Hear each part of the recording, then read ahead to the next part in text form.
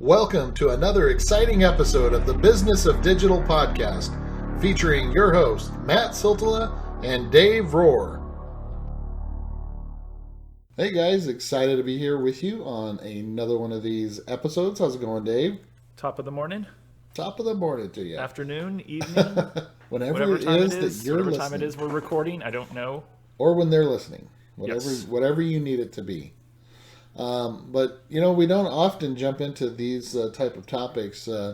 We tend to record a few of these at a time, but we kind of felt this one was an interesting one to get into. But this is something that has to do, Dave, with Google's content removal tool, the new tool that they just put out. Now, Barry, of course, posted about it on the 28th of January. In the morning, I guess, or Google did a post about it in the morning of January 28th, and then Barry posted about it, jumped right on it, and as he does. Thank you, Barry. Yes, as he does, and but it's got some, some as always with stuff like this. There's some mixed reviews going out about it. There's lots of different views and lots of different. Things that people are saying about it. And so we thought we'd probably just jump in and spend a little time, give some of our thoughts. And Dave, you could talk about, who you were sharing with, posted about it earlier if you want. But, some of my first initial thoughts in our conversations with us is if there's a way for someone in our industry to abuse it, they will. Yep. And so, again, those are like my absolute very first thoughts. And I'm thinking, okay, well, who's to say that? Again, we joke about. We just talked about the term spam that we believe it was Brett Tabke, right? That cites position above mine. Spam. And so everything's spam if it's in front of me. It's got to be. It's the only reason. So let's go and report these guys. Well, is it outdated content? It's spam. It's above me. I'm going to get rid of them. And so anyway. And then how many fake Google accounts do people have? I was just joking with you. I think my kids probably have 4 each, but and they're not even in this industry. And so I don't know. Well, what are your thoughts on this? Yeah. So the public, the Google blog. It's the post went up on the 28th. It was new removals report in Search Console. And then Barry's report, he probably has it on SE Roundtable, but it was on Search Engine Land. It went up, almost 9 o'clock a.m. On Search Engine Land. It was, Google Search Console launches new removals tool. And he does a really great job of digging into, kind of repeats some of it as he does from the blog post, but he's got the shots and breaks it down pretty quickly about There's a temporary removal, there's outdated content, and then also safe search filtering, which whenever I do an audit for a technical side of things, I usually hope, and most people don't have it, so if you don't have Bing Webmaster Tools set up, please go set that up. Absolutely. We've talked about it before, and I'll keep mentioning it because most times people do not have it set up unless they're an SEO. Go set that up. It does give you data. It does give you lots of interesting insights as well. But anytime I can, I look and see if there's any sort of anything's been flagged, any security or manual actions against any types of sites that I'm doing a review on. I look for security issues. I look through their, whatever their CMS is. Usually, if it's WordPress, I look through for security holes. I do safe search type stuff. I look and make sure that, they're not being flagged or anything, just weird stuff that may or may not be impacting you. Yeah. But the safe search filtering might be interesting because there might be one-off pages that, especially if you're in the health or some type of content, maybe pushes a line somehow, or it might get flagged because of certain keywords. Just like in YouTube, if you do stuff in YouTube, there's a lot of keywords now that if you mention them, you can get demonetized. Wow. Like almost immediately, is my understanding that you can get your content demonetized, which is, if you're making your life, your money off of that, that is the worst thing you can do. So there's certain keywords that will trigger demonetization because advertisers, which I can't really blame them, don't want to be associated with that type of content. Which is interesting because there can be, we won't get into that. Another topic, another day. That's a whole weird topic. But so for me, that's interesting to see the safe search filtering, outdated content, temporary removals. I just see so many competitors abusing this. But one of the things that I think that we discovered was you have to be logged in for this to work. Now, again, it goes back to the fake accounts and people still abusing this. But, I mean, do you think that would factor into more people being able to still abuse it or not? I was trying to... I missed this the other day, and I'm just playing around with it today. So how do I use the tool? You go to Tools, Removal Webmaster. So it is in the Webmaster. And I tried to get to it without being logged in, and basically it gives me the Heisman kind of stiff arm. And I was like, no, you got to log in with one of your accounts.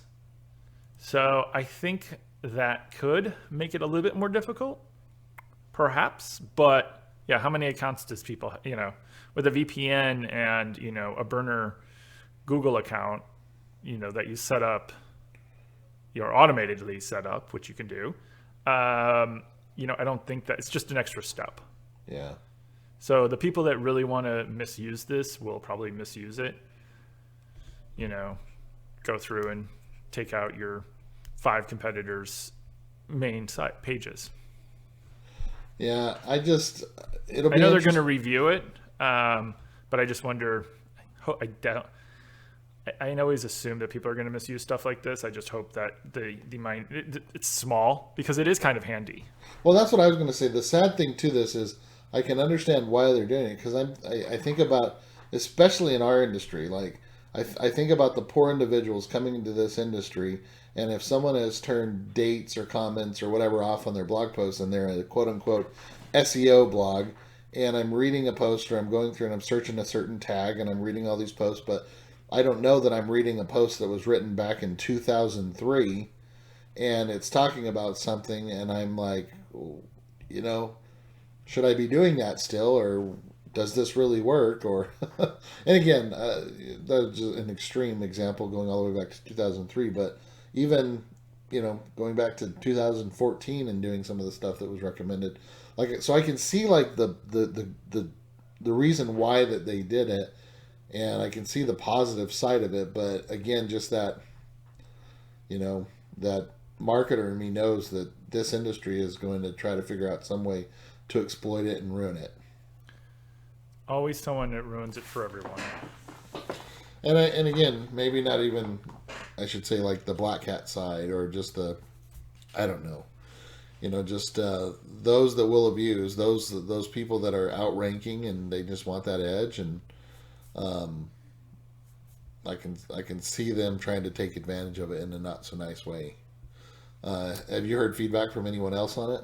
No, I haven't. I haven't seen that really that much, but it was interesting. I have a large number of, I don't even know how many sites at this point, access to a lot of accounts and a lot of sites, a lot of domains, and a lot of Google Search Console accounts. And out of all of them, only one of them is currently, which I was a bit shocked, and it's my conference site where I tried to remove some stuff or just block it because I was tired of Google trying to crawl it and telling me that it was a bad old page. Literally the only 2 pages that are flagged as outdated page removal in all of my accounts are 2 from my little conference site, which is not that old. Impressive and weird. Yeah. Like I would have expected more. I don't usually remove a lot, at least not with their tools. I might have to look at it more often. Usually it's a mix of 301s and 404s and, some other kind of thing to get it out. But if you do need a specific page, or if there's a legal reason or some other reason, them beefing up this tool or this set of tools and also making it a little bit easier to find, I'm very happy to see. Yeah. The outdated content thing is a little weird. Like to me, it's like what is when you see what is this? It says outdated content. It's like what does that mean? And that's what the public's going to flag. Yeah. So the temporary removals is what you flag. The outdated content is what someone, Joe Public or Josephine has, requested. So as part of my audit, I'm going to have to make sure that, there's not anything weird going on with, competitors going forward.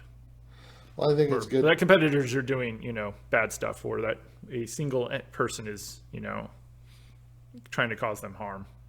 Well, and also educating those that we work with on this, because they're going to want to go in and like, hey, let's go remove all the content of my competitor. And I don't think that many people will do it, honestly. I just think there's going to be a few bad seeds, or I mean, I'm actually tempted to try it on one of my own sites just to see what happens. So I'm already looking through one of my sites to figure out which page I actually want removed. And I wonder if you'll get any kind of if they get any kind of notification. If that's what I'm curious. Yeah. Like I said, before we started, I literally saw this stuff like 5 minutes before we started recording today, and I was like, "Ooh, that's interesting."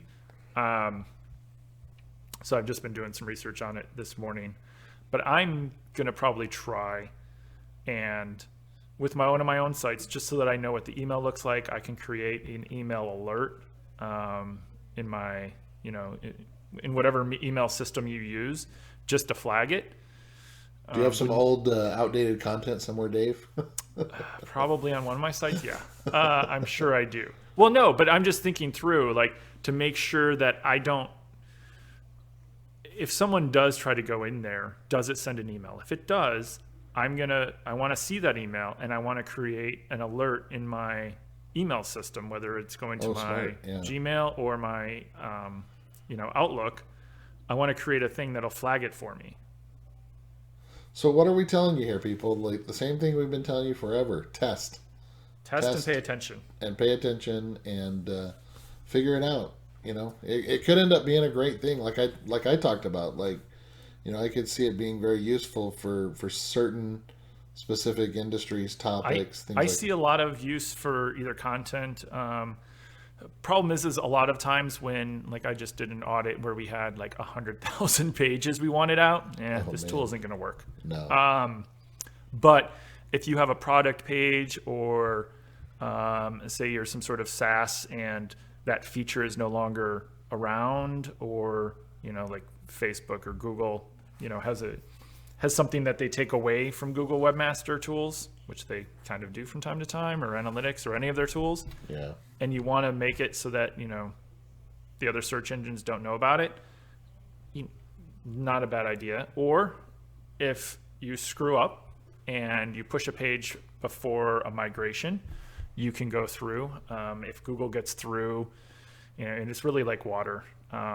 It finds its way through everything, even if you have no index, no follows and stuff. If it finds some pages internally that you just, like thank you pages, as I think about what I might use it for one of my clients, we should probably take some of those thank you pages out. We can go through and do it with the tool. Maybe we could have before, but it only lasts 6 months. This makes it easier. But it just makes, and it's safe search. I haven't worked with any clients recently that would probably run afoul from this, but again, just looking to see if you've been caught up somehow in some way because of the type of content. If it's more medical, maybe it's they're somehow wrongly putting you and bucketing you with different types of sites. I know someone that just registered a domain the other day, and he listens from time to time. First thing I thought was that he just registered a porn site, because I was like, dude, that domain, it's going to get you flagged. Wow. I'm curious to see if it does get flagged just because of what it is. We'll see. If it has no history, maybe it's got a better chance. But yeah, for like that domain, I'd be curious to see if it just gets and finds its way into safe search anyway. That's funny. Do I know this friend? Yes, you do. I'll have to ping you when we're off the air. Yes, I'll tell you who it is after. But yeah, anytime Google gives us more insight into stuff like this and more ability, I'm not so crazy about the, letting people flag stuff. We'll see how that goes. Maybe they'll take that away. Who knows? Yeah. Maybe, if 5 people or even 50 or 100, 500 people screw with it, that's probably not enough for them to be annoyed. And I'm sure they can pretty quickly look at one account and go, wow, you went to 8 different sites within Yeah. 15 minutes and flagged, 30 pages, whatever, you're They done. are dealing with Google. They are pretty smart. So Yeah, and they've got access. And, again, it's just another thing for me that I'll start making sure that whenever I do an audit, or anytime I talk to my clients, it's, make sure no one is going through and screwing with your site and flagging you, and make sure that, the temporary removals, whether it's been you or Google, because I blocked in October, my conference, my 1/day, and anything under program. I blocked these 2 different directories because I was tired of everything showing up in the 404s and redirects and stuff. oh yeah. And there's nothing there. And that's what I talked about when I talked about the sitemap stuff a couple weeks ago. That was the content that wasn't supposed to be indexed. That was the stuff. Yeah. So, yeah, I think anytime they can give us more access to this and more abilities, I'm all for it. Well, and we just wanted to make sure you guys were aware of it, because I'm sure that there's going to be quite a few people that hear this, that it might be the first time that they're hearing about this. But I totally missed it the other day. So, hey. Well, yeah. And I mean, as much as Barry's everywhere, sometimes we miss stuff that he puts out there, and sometimes we miss a Google update and or a post, I guess. Anyway, all right. Well, thank you guys for listening. As always, we want to encourage you, if you're a fan of this podcast, please go and check us out on iTunes. Write us a review. We would love for you to give us a review. And or if you're lazy, just rate it. Yeah, I mean, we'll accept that as well. I won't argue I'm lazy. I admit I'm lazy. Awesome. Well, thanks, guys. Well, for Dave with Northside Metrics, I'm Matt with Avalanche Media, and thank you guys for joining us. Bye-bye. Thanks.